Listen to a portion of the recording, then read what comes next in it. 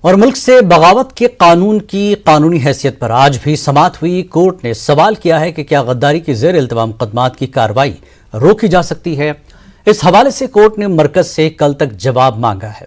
واضح ہو کہ بغاوت کے قانون کے تحت گرفتار کیے گئے بیشتر افراد پر جرم ثابت نہیں ہو سکا، جس کی وجہ سے یہ قانون مسلسل تنازعات کا شکار ہے۔ حکومتوں پر ایسے الزامات عائد ہوتے رہے ہیں کہ اس قانون کو اپنی مرضی سے کسی کے خلاف استعمال کیا جاتا ہے۔ سپریم کورٹ اور ہائی کورٹ نے بھی اس پر کئی بار سوالات اٹھائے ہیں۔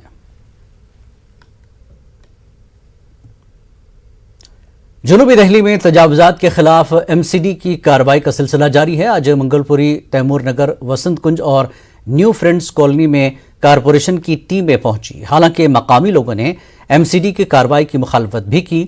عام آدمی پارٹی رکن اسمبلی مکیش اہلاوت نے بھی انہدامی کارروائی کی مخالفت کی، لیکن انہیں اور کچھ لوگوں کو حراست میں لے لیا گیا۔